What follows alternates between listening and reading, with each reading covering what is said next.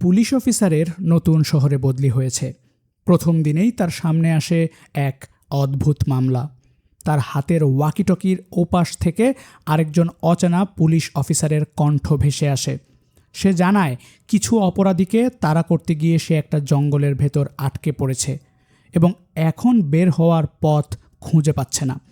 মামলাটি সমাধান করার জন্য এবং সেই অফিসারকে বাঁচাতে নতুন অফিসারটি জঙ্গলে যেতে চায়, কিন্তু গ্রামের মানুষ জানায় এই জঙ্গলটি অভিশপ্ত। এখানে যে একবার ঢোকে সে আর কখনোই ফিরে আসে না। গত ৬০ বছর ধরে মানুষ এখানে হারিয়েই যাচ্ছে, অথচ পুলিশ আজ পর্যন্ত এই রহস্যের কোনো কিনারা করতে পারেনি, কারণ এই জঙ্গল পাহারা দেয় এক অদ্ভুত মূর্তি। আজকের গল্পটি কোনো সাধারণ সিনেমা নয়, বরং টুইস্ট আর রহস্যে ভরপুর চমৎকার এক মালায়ালাম মাস্টারপিস মুভি, যার নাম সাম্ভবাম অধ্যয়ম অনু, অর্থাৎ দ্য ইনসিডেন্ট চ্যাপ্টার 1। আর হ্যাঁ, যারা অ্যাশনস অফ মুভিজ চ্যানেলে এখনও সাবস্ক্রাইব করেননি তারা এখনই সাবস্ক্রাইব করুন এবং বেল আইকনটি বাজিয়ে দিন।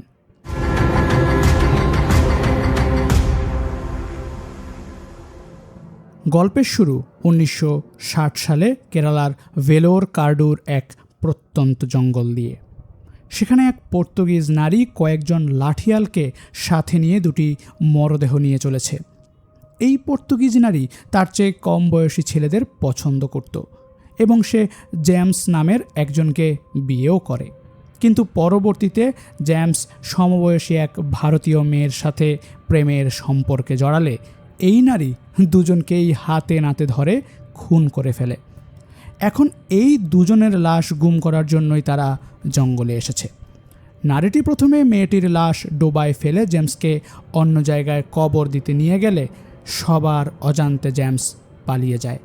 আসলে সে এতক্ষণ মরে যাওয়ার ভান করছিল। অবশেষে জঙ্গলে অনেক খোঁজাখুঁজির পর এক পর্যায়ে সেই নারী তাকে ধরে ফেললে জেমস তার পেটে ধারালো গাছের ডাল ঢুকিয়ে দিয়ে পালিয়ে যায়। এরপর দৃশ্য বদলায় এবং আমরা দেখি জঙ্গলের ডোবার ভেতর থেকে একটা হাত বেরিয়ে আসছে।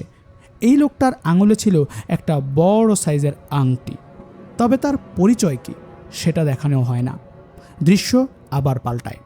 দেখা যায় পিটার নামের এক পুলিশ অফিসার এই জঙ্গলে হন্যে হয়ে ঘুরছে। অন্যদিকে পিয়নের পোশাক পরা আরেকজন পরিচয়হীন লোককেও দেখা যায়। সে বড় বড় গাছগুলোর গায়ে স্পাইরাল বা পেঁচানো চিহ্ন আঁকছে। এরপর একদল বন্ধুকে দেখা যায় যারা এই জঙ্গলে শিকার করতে এসেছে। দলের একটি মেয়ে অনেকক্ষণ ধরে একটা বুনো শূকর শিকারের চেষ্টা করেও ব্যর্থ হয় এবং শিকারটি পালিয়ে যায়। তখনই একটু দূরে ভারী কিছুর আওয়াজ শুনে মেয়েটি ভয়ে গুলি চালালে দেখে সে একজন পুলিশকে গুলি করে মেরে ফেলেছে। এই পুলিশের পরিচয় তখন জানা না গেলেও দর্শকদের সুবিধার্থে বলে রাখি, এই পুলিশটিকে একটু আগেই আমরা ডোবা থেকে উঠে আসতে দেখেছিলাম। তবে সেই মুহূর্তে একটা অদ্ভুত ঘটনা ঘটে। গুলির শব্দে চারপাশের পরিবেশ বদলাতে শুরু করে এবং ভেসে আসে এক অলৌকিক অপার্থিব চিৎকার। সেই আওয়াজ এতটাই তীব্র ছিল যে প্রত্যেকের কান যন্ত্রণায় ফেটে যাওয়ার উপক্রম হয়।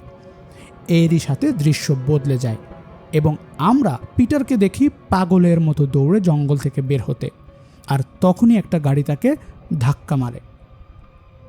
এই ঘটনার পর মুভির প্রধান চরিত্র আনন্দকে ঘুম থেকে এক ঝটকায় জেগে উঠতে দেখা যায়।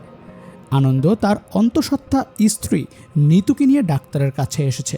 ডাক্তার আগামী মাসের 24 তারিখে ডেলিভারির দিন দিলে দুজনেই খুব খুশি হয়। আনন্দ ছোটবেলা থেকে অনেক কষ্ট করে বড় হয়েছে।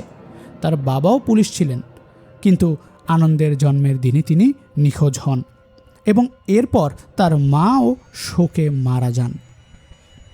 আনন্দ পেশায় একজন পুলিশ কনস্টেবল এবং আজকেই তার ভেলোর কারুতে বদলি হওয়া জায়গায় রওনা দিতে হবে। আগামী মাসে সন্তানের জন্ম, তাই আনন্দ চিন্তিত হয়ে পড়লে নিতু তাকে নিশ্চিন্তে ডিউটিতে যোগ দিতে বলে এবং জানায় যে কোনো প্রয়োজনে আন্টি তো আছেই। ভোরবেলা আনন্দ বাস ধরে গ্রামে পৌঁছে শেষ ট্রেকার গাড়িতে উঠতে যাবে, তখনই নিতুর ফোন আসে। হঠাৎ শারীরিক জটিলতা দেখা দেওয়ার আজই ডেলিভারি করতে হবে। আনন্দ নিশ্চিত হয়ে ফিরে যেতে চাইলে নিতু তাকে আশ্বস্ত করে বলে তার আসার দরকার নেই, আন্টি সব সামলে নেবে। আনন্দ নিশ্চিন্ত হয়ে ভেলোর কারুর উদ্দেশ্যে রওনা দিল। এই এলাকার নেটওয়ার্কের খুব সমস্যা। বিএসএনএল ছাড়া অন্য কোনো সিমের সিগন্যাল কাজ করে না। তাই কিছুক্ষণ পর অন্য একজনের নাম্বার থেকে ফোন করে সে জানতে পারে তার এক কন্যা সন্তান হয়েছে। খুশিতে আনন্দে মন ভরে যায়। তখনই সে রাস্তার ধারের একটা হরিণ দেখতে পায়, যেন সেটি তাকে অভিনন্দন জানাতে এসেছে। ঠিক এই সময়ে ড্রাইভারের অসতর্কতার কারণে তাদের গাড়ির সাথে এক ব্যক্তির দুর্ঘটনা ঘটে এবং জানা যায় সেই ব্যক্তিটি হলো পিটার। সে প্রচণ্ড যন্ত্রণার মধ্যে রাস্তায় পেঁচানো বা স্পাইরাল চিহ্ন আঁকতে থাকে।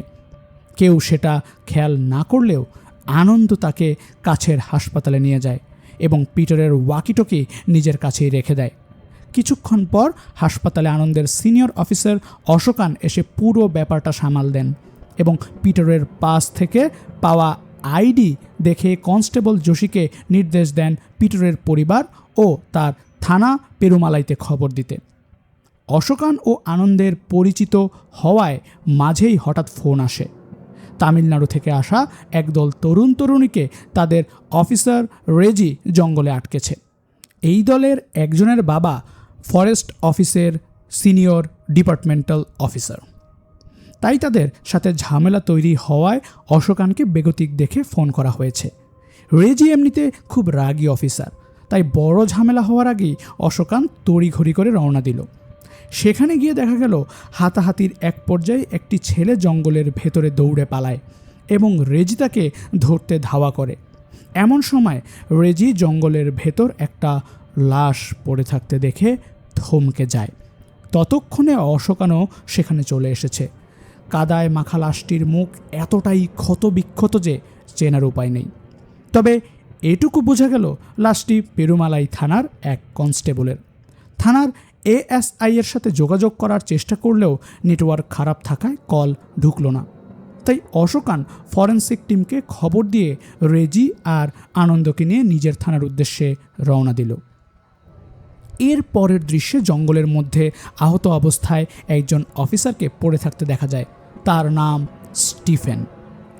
পায়ে প্রচণ্ড আঘাত পাওয়ায় সে নড়তে পারছে না এবং তার সহকর্মী পিটার ও মুথুভেলকে চিৎকার করে ডাকছে, কিন্তু কেউ তার ডাক শুনতে পাচ্ছে না। ভাগ্যবশত স্টিফেন তার ওয়াকিটকি দিয়ে পিটারকে যোগাযোগ করার চেষ্টা করলে আনন্দের কাছে থাকা ওয়াকিটকিটি বেজে ওঠে। স্টিফেন জানায় সে তার টিম নিয়ে জঙ্গলে ঢুকেছিল, কিন্তু কোনো এক কারণে তারা ফেঁসে গেছে এবং বাকিদের খুঁজে পাচ্ছে না। এখন তাকে উদ্ধার না করলে সে মারা যাবে। অশোকান অবাক হয়ে জানায় যে তারা কেরালা পুলিশ এবং স্টিফেনদের সহকর্মী পিটারের অ্যাক্সিডেন্ট হওয়ায় তাকে হাসপাতালে ভর্তি করা হয়েছে। তাই স্টিফেন যেন পেরুমালাই থানার কারো সাথে যোগাযোগ করে। স্টিফেন জানালো সে সব রকম চেষ্টাই করেছে, কিন্তু লাভ হয়নি। এখন সে জঙ্গলের ভেতরের এক মন্দিরের সামনে বড় গাছের নিচে পড়ে আছে। ইচ্ছে না থাকলেও অশোকান বাধ্য হয়ে গাড়ি থামিয়ে পেরুমালাই থানায় ফোন করার চেষ্টা করতে থাকে। তখনই আনন্দ শুনতে পায় ওয়াকিটকিতে স্টিফেন বলছে যে তার স্ত্রী সন্তান সম্ভবা এবং আজই তাদের বাচ্চা হতে চলেছে। তারা যদি তাকে বাঁচায় তবেই সে তার সন্তানকে দেখতে পাবে। আনন্দ নিজের পরিস্থিতির সাথে এই কথার মিল খুঁজে পেয়ে বাকিদের রাজি করায় স্টিফেনকে বাঁচাতে। রেজি এতে বাধা দেয়, কারণ এই জঙ্গলে যাওয়া মানে জীবনের ঝুঁকি নেওয়া এবং জঙ্গলটি তাদের এলাকার মধ্যেও পড়ে না। কিন্তু আনন্দ সবাইকে বুঝিয়ে স্টিফেনকে উদ্ধার করতে জঙ্গলের দিকে রওনা হয়। এরপর দৃশ্য বদলে আমাদের স্টিফেনের গল্প দেখানো হয়, কিভাবে তারা এই জঙ্গলে ফেঁসেছিল। আসলে তার পুরো টিম কয়েকজন অপরাধীকে ধরে জঙ্গলের রাস্তা দিয়ে পেরুমালাই থানায় নিয়ে যাচ্ছিল। তখনই অপরাধীরা সুযোগ বুঝে তাদের উপর হামলা করে গাড়ি থেকে পালিয়ে জঙ্গলে ঢুকে যায়। কিন্তু স্টিফেন দমবার পাত্র নয়। সে টিমের কয়েকজনকে নিয়ে তাদের ধরতে জঙ্গলে ধাওয়া করে। এক পর্যায়ে তারা জঙ্গলের অনেক গভীরে চলে আসে এবং ছোট ছোট দলে ভাগ হয়ে খুঁজতে শুরু করে। এই সুযোগে অপরাধীরা একে একে পুলিশদের টার্গেট করে খুন করতে থাকে। এক পর্যায়ে মুথুভেল স্টিফেনকে জঙ্গলের আরও গভীরে যেতে নিষেধ করে, কারণ এই জঙ্গল নিয়ে অনেক অপবাদ ও ভৌতিক গল্প শোনা যায়। তখনই তারা জঙ্গলের মাঝে এক বিশাল আকৃতির অদ্ভুত মূর্তি দেখতে পায়, যার শরীর মানুষের মতো হলেও মাথাটি কাকের।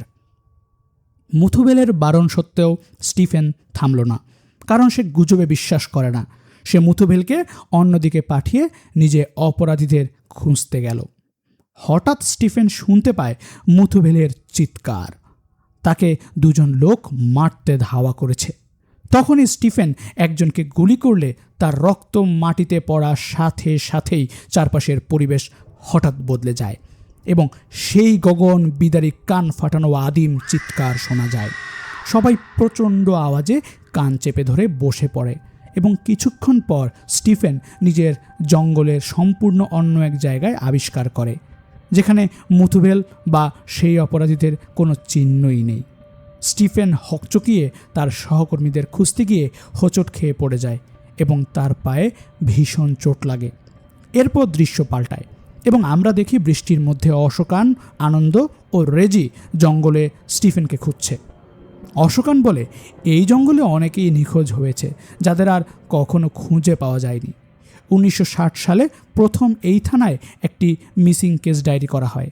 এক পর্তুগিজ নারী তার স্বামী জেমস ও তার প্রেমিকাকে এই জঙ্গলে মেরে ফেলেছিল এবং পরে সে নিজেও নাকি মারা যায়। স্থানীয়রা বলে জঙ্গলে এই 3 জনের আত্মা এখনও ঘুরে বেড়ায়। অশোকান যখন পরে ইনচার্জ হয়ে আসে তখন জঙ্গল থেকে একটা মাথাবিহীন লাশ পেয়েছিল। অনেক চেষ্টার পরও তাকে শনাক্ত করা না গেলেও স্থানীয়রা বলতে শুরু করে এটি সেই 60 বছর আগের বিদেশি লোকটা, মানে জেমসের লাশ। কিন্তু এটা অসম্ভব ছিল, কারণ লাশটি পচে যাওয়া তো দূরের কথা, দেখে মনে হচ্ছিল মাত্র 1 দিন আগের লাশ। অবশ্য পরে একটা মাথা পাওয়া গিয়েছিল, সেটি ছিল বহু পুরনো। এভাবে বেশ কিছুক্ষণ চলার পর তারা সেই মূর্তির সামনে আসতেই ওয়াকিটকিতে স্টিফেনের আওয়াজ শোনা গেল। সে জানায় সে মূর্তির ডান দিকে বড় গাছটার নিচে বসে আছে। সেই মতো ওরা গাছের নিচে এগোতেই পেরুমালাই থানার এএসআই ফোন আসে।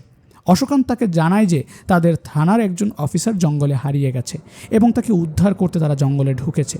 কথাটি শুনে এএসআই গম্ভীরভাবে বলেন, তোমরা যেখানে আছো সেখানে কোনো মানুষ যায় না, যত তাড়াতাড়ি সম্ভব জঙ্গল থেকে বের হয়ে আসো। আর তোমরা যার কথা বলছো এই নামের কাউকে আমি চিনি না। লাইনটি কেটে গেলে স্টিফেন আবার জানায় সে বড় গাছটির নিচে এখনও অপেক্ষা করছে এবং তার পুরো নাম স্টিফেন জর্জ। এইবার অশোকান বিরক্ত হয়ে আবার এএসআইকে ফোন করে ঠান্ডা মাথায় পুরো ব্যাপারটা খুলে বলে যে আজ সকালে পিটারের অ্যাক্সিডেন্ট হওয়ার পর তার ওয়াকিটকিতেই খবর এসেছে যে তাদের থানার এসআই স্টিফেন জর্জ আহত অবস্থায় জঙ্গলে আটকে আছে। শুধু তাই নয়, তারা আরও একজনের লাশ পেয়েছে। একথা শুনে এএসআই রেগে গিয়ে বলল, তাদের থানায় যে 2 জন এএসআই আছে তারা আজ মিটিংয়ে উপস্থিত ছিল, বাকি এই নামে কেউ তাদের চিনেই না।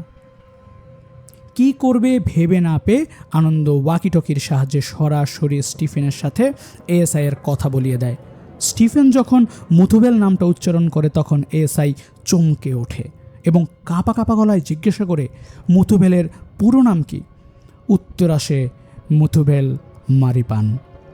এবার এএসআই ভয়ে জমে গেল। সে জানালো আজ থেকে ঠিক 30 বছর আগে 26শে মে 1994 সালে পেরুমালাই থানার এএসআই স্টিফেন জর্জ তার টিম সহ এই জঙ্গলে নিখোঁজ হয়ে যায় এবং এই মুথুভেল হলো তার নিজের বাবা। তাহলে এত বছর পর স্টিফেন কিভাবে তাদের সাথে যোগাযোগ করছে? এএসআই তাদের দ্রুত জঙ্গল থেকে বের হতে বলে ফোন কেটে দেয়। রেজি ভয় পেয়ে একা ফিরে যাওয়ার সিদ্ধান্ত নেয় এবং চলে যায়। আনন্দ অশোকান যখন স্টিফেনের বলা বড় গাছটার সামনে দাঁড়ায় তখন তাদের শির দ্বারা বেয়ে ঠান্ডা স্রোত নেমে যায়, কারণ গাছটার সামনে পড়ে আছে একটি কঙ্কাল এবং ঠিক তার পাশে আরও একটি। অথচ সেই ওয়াকিটকি থেকে তখনও স্টিফেনের আওয়াজ আসছে, স্যার, আমার ঠিক পাশে মাঝবয়সী কেরালা পুলিশের একটা বডি পড়ে আছে। ওর গায়ে ধাক্কা লেগেই তো আমি পড়ে গিয়েছিলাম। ইউনিফর্মে লেখা তার নাম এমজি অশোকান। কথাটি শুনে দুজনেই বাকরুদ্ধ হয়ে যায়। অশোকান্ত আনন্দের সামনেই দাঁড়িয়ে। তাহলে 30 বছর আগে হারিয়ে যাওয়া একটা মানুষ কিভাবে বর্তমানে তাদের সাথে কথা বলছে? এদিকে পিটারের পরিবার হাসপাতালে পৌঁছালে জানতে পারে সে মারা গেছে, কিন্তু তাদের লাশ দেখতে দেওয়া হচ্ছে না, কারণ দুটি ছেলের সাথে আসা 50 বছর বয়সী এক নারী নিজেকে পিটারের স্ত্রী বলে দাবি করছে, যাকে কনস্টেবল যোশী প্রথমে পিটারের মা ভেবেছিল। যোশী জানতে পারে পিটারের পরিবার দাবি করছে পিটার 30 বছর আগে জঙ্গলে নিখোঁজ হয়েছিল এবং তাদের কাছে পিটারের আইডি কার্ডও আছে। তাহলে 1959 সালে জন্ম নেওয়া মানুষের বয়স এখন কিভাবে 30 বছর হয়? সব শুনে অশোকান বুঝতে পারে এই জঙ্গলে এমন কিছু রহস্য আছে যা তাদের কল্পনার বাইরে। অন্যদিকে রেজি জঙ্গলে যে লাশটি পেয়েছিল, ফরেনসিক টিম পরীক্ষা করে জানায় সেটি আর কারো নয়, খোদ রেজির নিজেরই লাশ। তাহলে এতক্ষণ অশোকানদের সাথে কে ছিল? কিছু ভাবার আগেই শুরু হয় মুষলধারে বৃষ্টি। এই বৃষ্টির মাঝে দেখা দেয় রেজি এক ডোবায় পড়ে গেছে।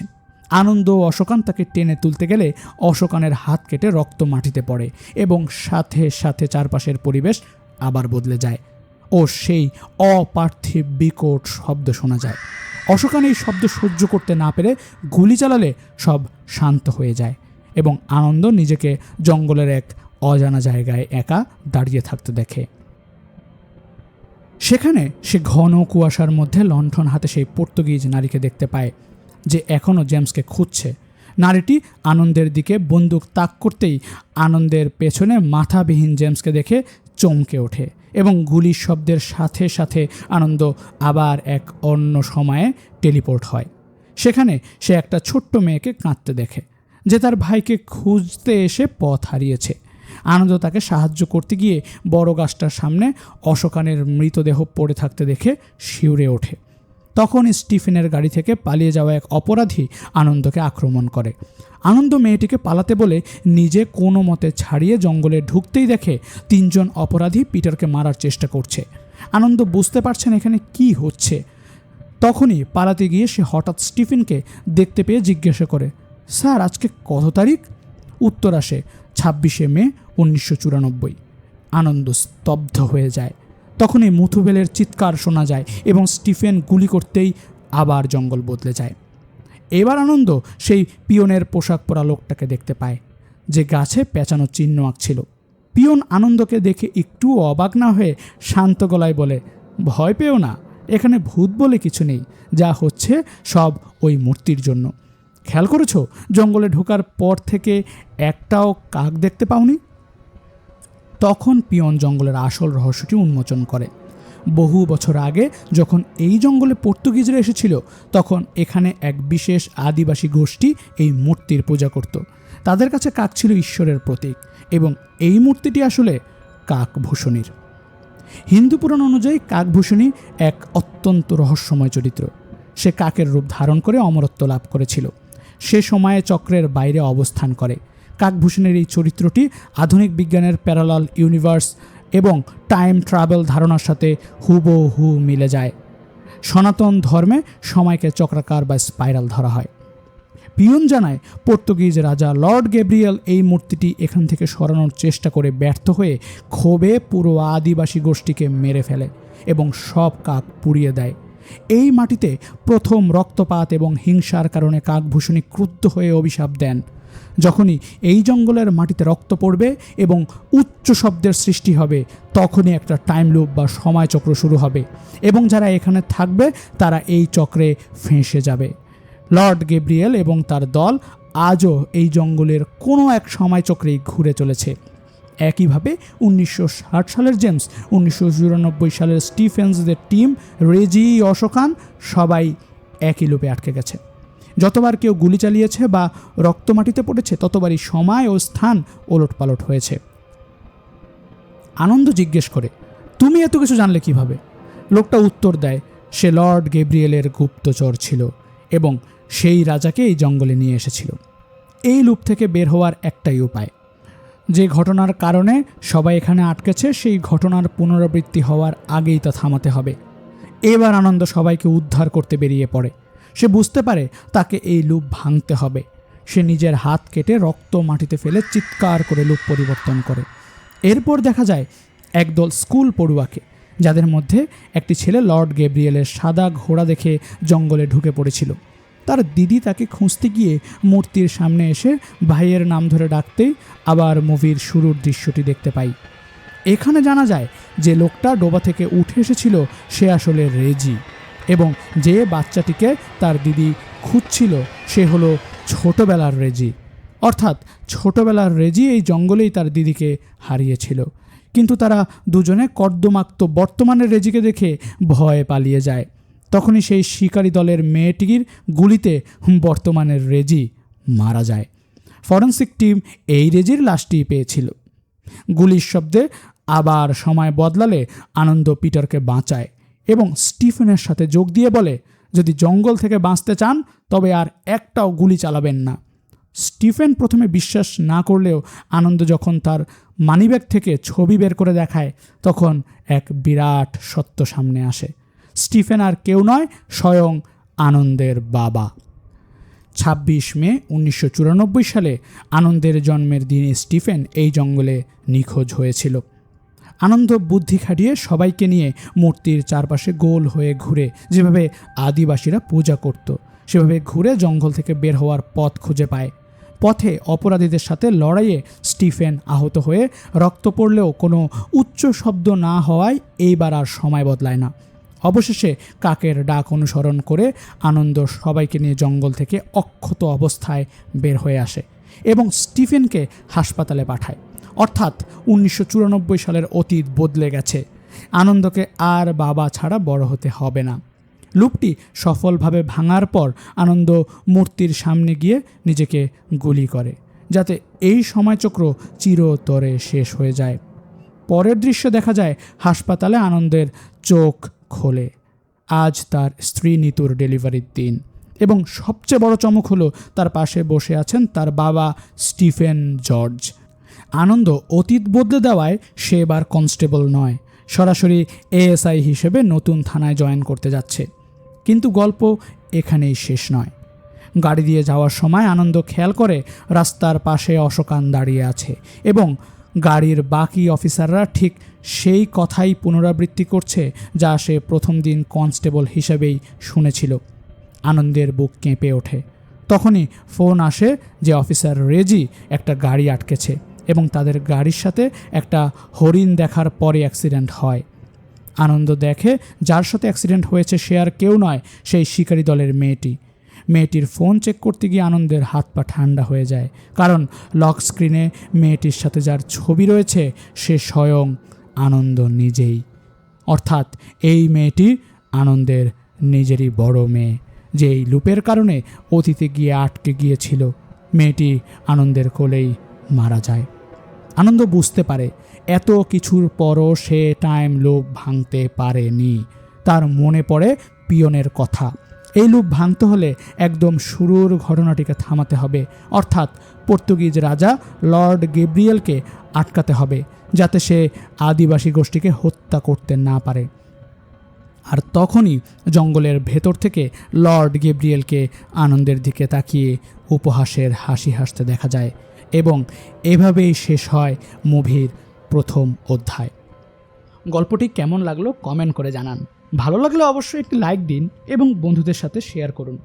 দেখা হবে পরবর্তী কোনো টান এক্সপ্লেনেশনে। ততক্ষণ পর্যন্ত ভালো থাকুন, সুস্থ থাকুন। আল্লাহ হাফেজ।